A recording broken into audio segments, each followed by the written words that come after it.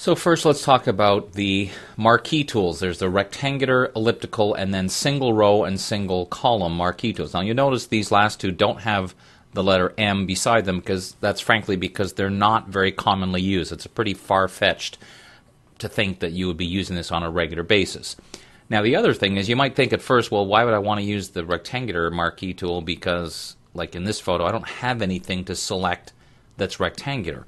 Well, the other way to think of the rectangular marquee tool and the elliptical marquee tool for that matter is it's anything you need to have that's rectangular. It doesn't need to necessarily be selecting part of the photo. So for example, let's say we were going to lay this out or we wanted to have some text here. It will be pretty hard to read the text over all this information. So what I might do is add a new layer, take my rectangular marquee tool and make a rectangular selection that I'll then fill with white. Now I'm going to fill it 100% white, even though I don't want it to end up that way. Deselect it, Command or Control D. Now I have this white box on layer by itself, and now I come over here to my layers panel and lower the opacity. So you can still kind of see what's in behind. Take the move tool, it's still movable, so you can still decide where you want to put it, but now if I added some text over the top, it'd be much easier to read. So that's just a simple example of where we could actually use the rectangular marquee tool, because honestly the number of times you're going to need to make a selection that's of an object that's a perfect rectangle, depending on the work you do, I'm guessing it's probably not going to be all that common. So having a tool that just simply makes almost like a shape, that's a rectangular shape, then that works for us as well.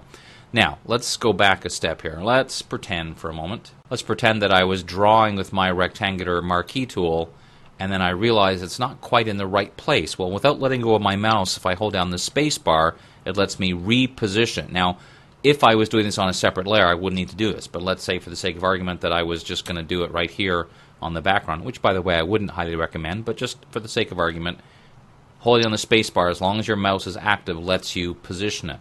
Now you may still end up putting it on a layer by itself.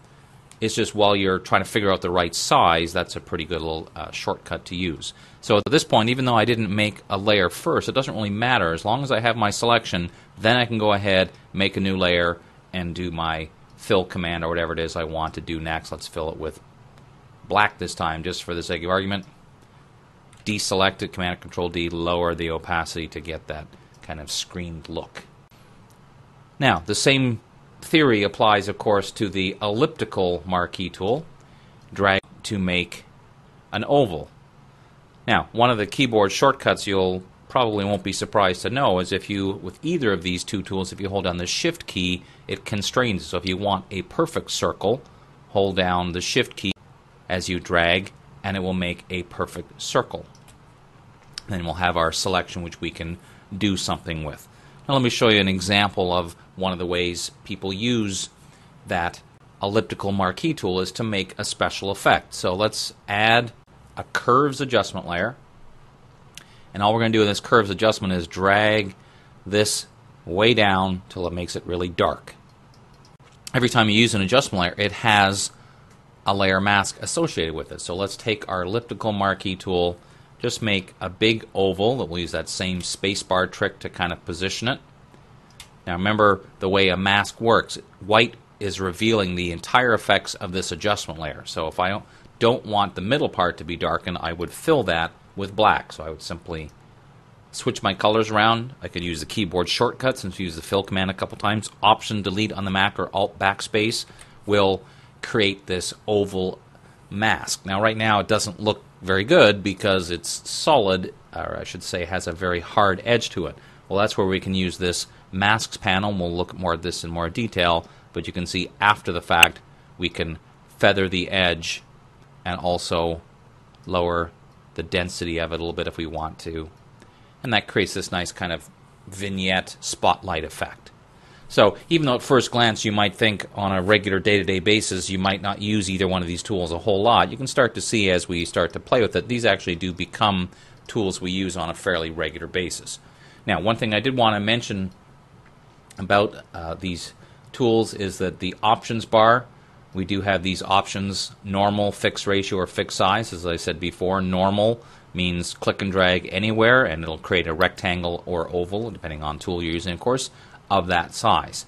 If you want it to be a specific ratio, for example, 5 by 4, which, whoops, I said 5, but I typed in 6, which was terribly clever of me. Let's try that again. 5 by 4. I'm not putting inches in, I'm just putting a ratio, which means no matter how big I make it, it's creating a ratio which is the same as an 8 by 10 photo, as an example. See how it's constraining? I'm not holding down any keys, it's just constraining based on that fixed aspect ratio. The other possibility is to go for a fixed size. So if you know you're working on a project where you need to select portions of a photo that are 200 pixels by 200 pixels, as an example, now whatever I click, that becomes my selection. Click once, and that becomes the top left-hand corner. Now, one of the other little potential gotchas about these option bar settings is if you leave it that way, and the next time you come back to use the rectangular marquee tool, you'll go to click and drag and wonder why it's doing this, is because it still says fixed size. So, as a general habit, again, check your settings, go back to normal if need be. The other thing is, just so you know, when you're choosing fixed size, it often is going to, well, it will initially at least think of pixels, but you can also tell it if you know you want to be 4 inches by 6 inches, you can type in those numbers and then you'll get a selection which is that fixed size. But again, as a habit, what I typically do if I've used fixed size, I go back and change it to normal before I leave this tool, so the next time I use it, it will be back at just a normal setting without any specific options set to it. So that gives you a good idea of the various ways we can use the two main marquee tools, the rectangular and the elliptical marquee tools.